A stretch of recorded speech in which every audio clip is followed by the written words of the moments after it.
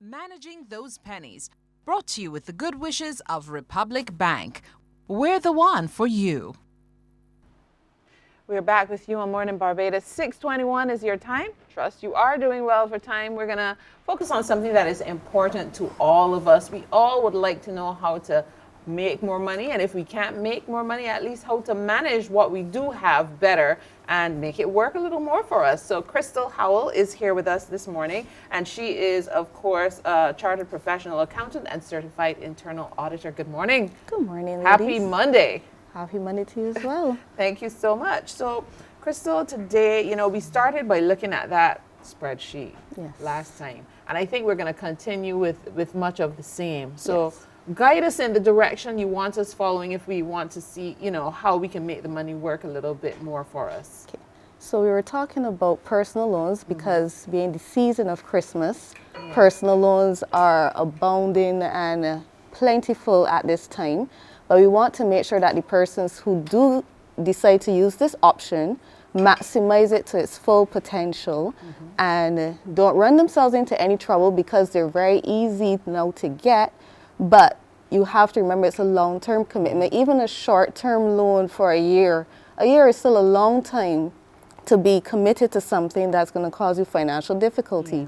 So we want to make sure that persons are fully aware of everything they're getting into so that the loan works for them as opposed to causing them distress. So we would have ended last time where we were looking at the amortization spreadsheet, which you can download from online or go into your Microsoft Excel and pull up a template so that you can play around with the numbers before you get a loan to see what works for you. Like this. Yes. There you go. So the first slide we would have had before would have shown you the initial percentage interest rate that you may get and the principal balance, which would be the amount that you borrow, and then the terms, which would be how long you have the loan for. And this particular spreadsheet has the option if you want to make additional payments. And the reason why this is important is because it shows you if I put down an extra $20, $50, or even $100, how much interest does this save me? Because at the end of the day, you want to make sure that you can still, if you can pay ahead and save some of that interest that you would have had to pay out in the long run, it will benefit you. So that's pretty much what this here is showing. So you will see in the first slide, you would have had one particular percentage at 12%. And then the second slide will show you how much interest you will be paying if the interest rate dropped to 8%. And then the third slide will show you how much interest you're going to save if you start to make additional payments. Yes. Isn't that high though for an interest of 12%? That's why it's so important to be able to shop around and to ask questions, because the type of loan that you get heavily influences the interest rate that you're going to have. And the interest rate, as you can see from the different slides, will make a huge difference on the amount of principal plus interest you will have to pay back each month. So these are the different things you have to answer about. And I know a lot of the persons I've spoken to, they're so afraid to ask questions. But these things are very important because you need to know what you're signing your name to. And if there's a different type of loan that you can get that would help you to be able to have a manageable interest rate.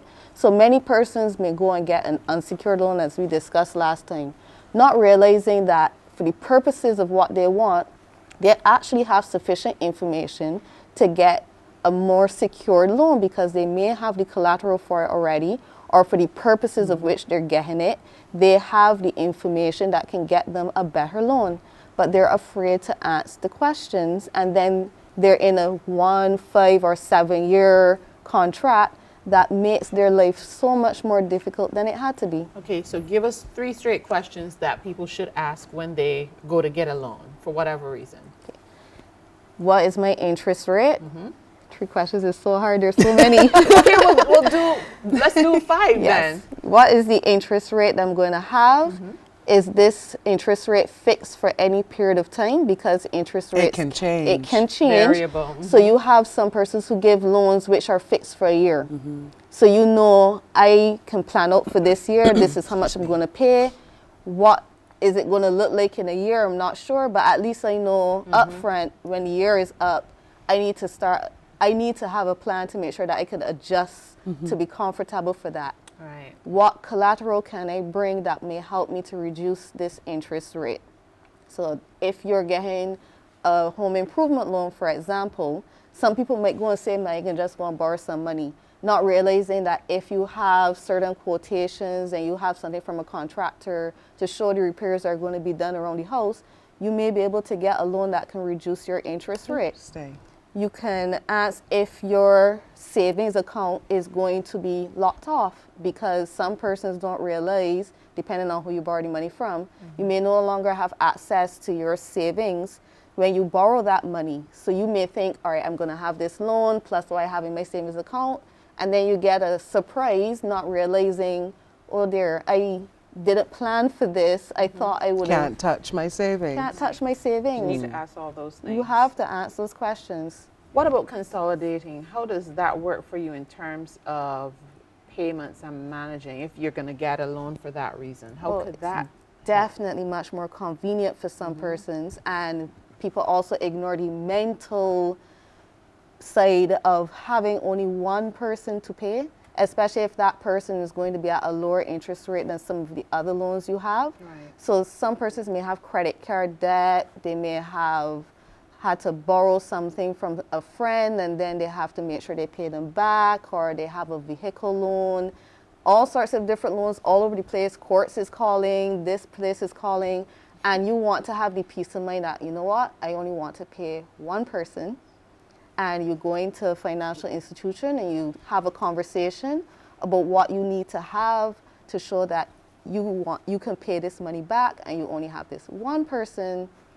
People underestimate the peace of mind sometimes That from can bring. exactly not having to be obligated to so many different places. So you want to say then that people should consider things like that when they go for their Christmas loans. Excuse Yes. me. Having peace of mind going into a new year. Peace of mind makes a huge Oh, difference. yeah. But asking all of these questions helps you Yeah. to make sure you don't trade one problem for another. Because people also ignore that and say, look, I ain't care how much the interest rate is. I just got one person that I obligated to. And then they trade, as I said, one problem for another, because the friend you may have borrowed from may not even be charging you interest. But you may want to keep that relationship intact and decide. Just the knowledge of knowing that you owe sometimes. Yes, sometimes Yeah. every time you see the Yes. friend, you feel uncomfortable. There are pros and cons and different factors to weigh when you're making these decisions. So it's not always just about the numbers, which is what I'm trying to get people away from. The numbers help to tell a story, but you also have to add your personal circumstances to it so that you work with both. Because a lot of persons go off of emotion and also ignore the numbers, but I'm trying to get persons to The marry the balance. two. Yes. What about giving thought to the other things, expenses in your life, like utilities and so on?